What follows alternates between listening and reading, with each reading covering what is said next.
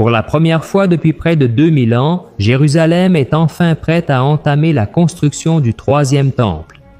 L'autel a déjà été construit, les objets sacrés ont été recréés, les prêtres ont déjà suivi une formation et même la génisse rousse est déjà séparée pour le sacrifice. Pendant que le monde entier est distrait par les guerres, par l'avancée de l'intelligence artificielle, par les crises financières et politiques, les signes deviennent de plus en plus clairs. Et aujourd'hui, je veux te montrer quelque chose de très sérieux et dont on parle peu, comme l'apparition d'un nouveau grand prêtre en Israël prépare le terrain pour l'accomplissement des prophéties de la fin des temps. Mais avant de continuer, profitant pour t'abonner à ma chaîne, active la cloche de notification parce que je veux toujours t'apporter les dernières nouvelles basées sur la parole de Dieu, d'accord? Maintenant oui, allons-y. T'es-tu déjà demandé pourquoi Jérusalem est si importante? Cette ville est comme l'horloge de Dieu. Tout ce qui s'y passe fonctionne comme un signe du temps dans lequel nous vivons. La Bible en parlait déjà dans Zacharie chapitre 12. Jérusalem serait comme une coupe qui enivrerait les nations, un fardeau que personne ne pourrait supporter. Et c'est exactement ce que nous voyons aujourd'hui. Cet endroit est le théâtre d'un conflit entre trois religions, l'islam, le judaïsme et le christianisme. Jérusalem a déjà été détruite, reconstruite puis détruite à nouveau et aujourd'hui elle est de retour entre les mains du peuple d'Israël. La Bible raconte que Dieu a choisi Jérusalem comme son lieu spécial et c'est là que les événements les plus importants de l'histoire vont encore se produire. Et tu sais ce qui est le plus impressionnant? Après tout ce temps, une figure qui avait disparu depuis presque 2000 ans est réapparue, le grand prêtre. Et pour que tu comprennes bien l'importance de cela, nous allons rappeler rapidement quel était son rôle au sein du peuple de Dieu. Dans l'Ancien Testament, le Seigneur a établi quelque chose de très sérieux sur le mont Sinaï. La Bible dit qu'il a choisi Aaron et sa famille pour servir comme prêtre devant lui.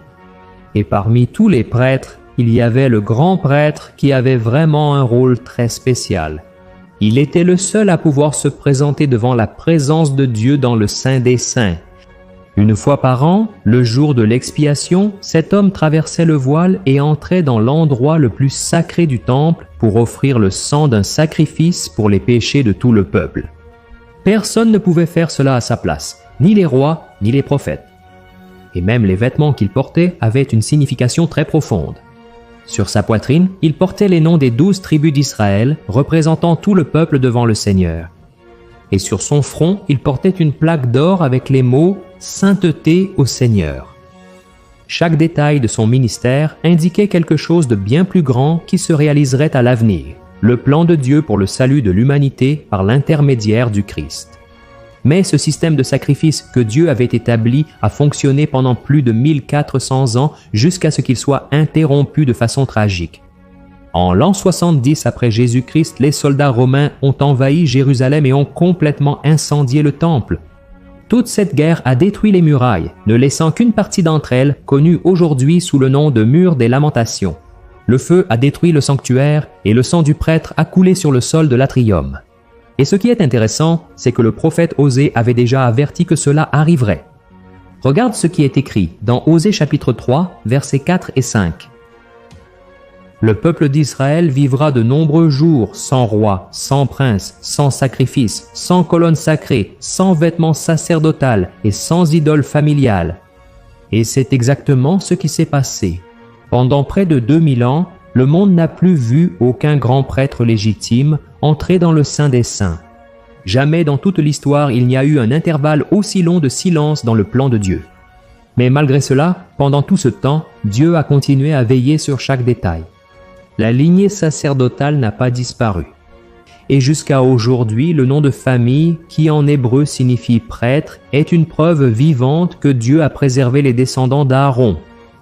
Même dispersés parmi les nations, même persécutés, ils ont survécu jusqu'à nos jours, et la plus grande preuve de cette préservation, ce sont les préparatifs pour la reconstruction du troisième temple qui sont déjà en cours. L'Institut du Temple, créé par un groupe de Juifs en 1987, a déjà recréé pratiquement tous les ustensiles du Temple. Et l'un des plus grands symboles est la Ménorah, le candélabre en or pur.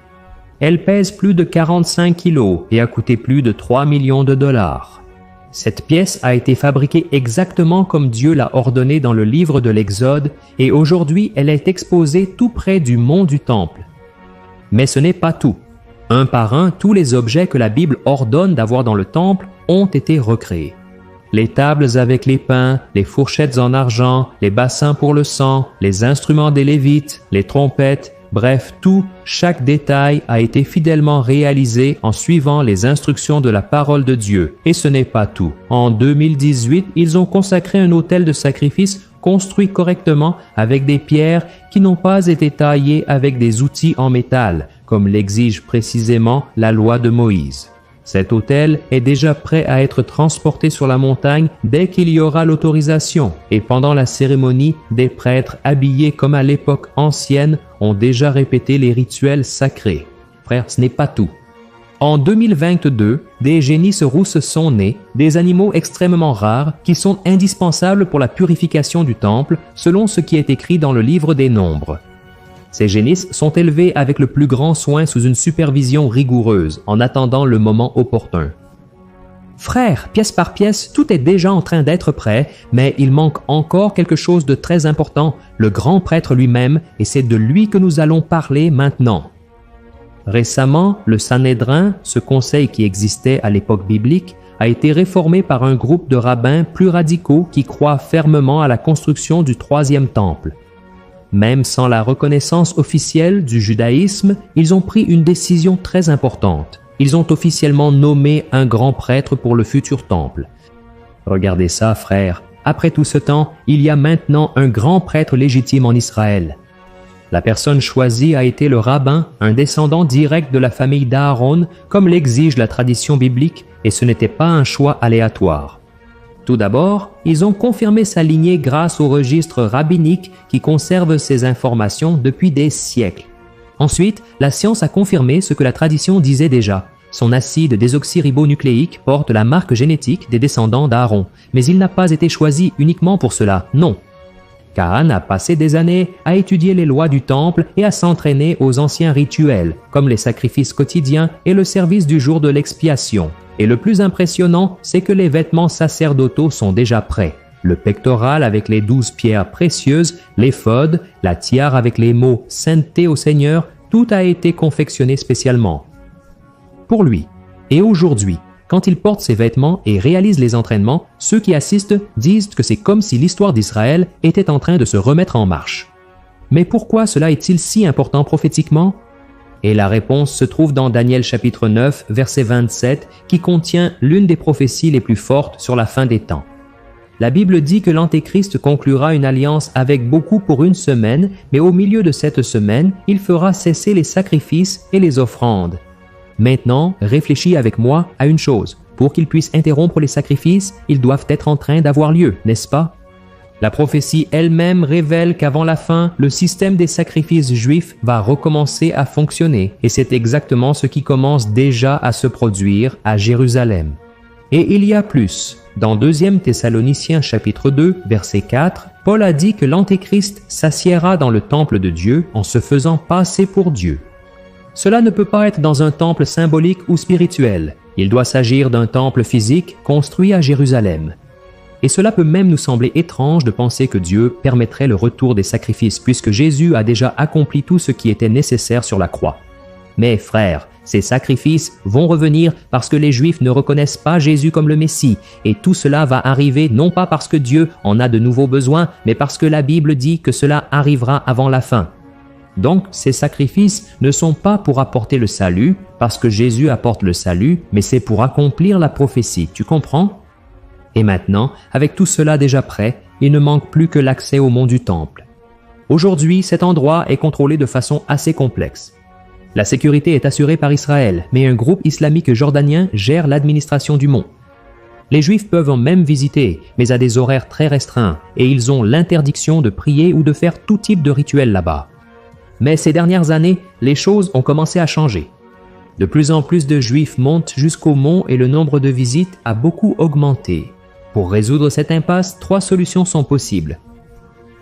Premièrement, un accord politique devrait être conclu permettant le partage de cet endroit. Deuxièmement, des changements progressifs dans les lois, accordant la liberté aux Juifs de prier là-bas sans restriction. Ou alors, une solution plus rapide serait de construire l'autel près de la montagne et de commencer les sacrifices là même, sans avoir encore besoin de toucher à la structure principale. Et je sais que cela peut sembler difficile, mais tu te souviens du mur de Berlin? Là-bas, en 1989, personne n'imaginait qu'il tomberait et soudain, en quelques jours, ce qui semblait impossible s'est simplement produit sous les yeux du monde et avec le mont du Temple, la même chose peut arriver. Ce dernier obstacle peut disparaître du jour au lendemain. Frères, alors que nous observons ces événements à Jérusalem, il y a une dimension spirituelle bien plus profonde derrière tout cela. La Bible dit dans le livre des Hébreux que pendant qu'un temple terrestre est en train d'être préparé ici sur terre, le véritable temple existe déjà dans le ciel. Jésus-Christ est notre véritable grand prêtre et il est assis à la droite du trône de Dieu, intercédant pour nous dans le véritable sanctuaire. Et face à tout cela, je te pose une question très sincère. Allons-nous continuer à vivre comme si rien ne se passait? Le Christ nous a laissé un avertissement très clair dans Matthieu chapitre 24, verset 33. Lorsque nous verrons ces choses arriver, nous pouvons être certains que la fin est plus proche que jamais. Plus que jamais, c'est le moment de veiller. Ça ne sert à rien de simplement regarder ce qui se passe dehors si, à l'intérieur, notre vie spirituelle est endormie. C'est le moment d'apprendre davantage de la Bible, de renforcer notre vie de prière et de mettre le royaume de Dieu en premier, au-dessus de tout. Amen. C'est pourquoi je t'invite à être avec moi ici chaque jour pour apprendre davantage de la parole de Dieu. Je suis le pasteur Antonio Junior et si tu as été béni par ce message, partage cette vidéo avec au moins 3 personnes sur ton WhatsApp qui ont besoin de comprendre ces signes, d'accord? Que Dieu te bénisse puissamment. Une grande accolade.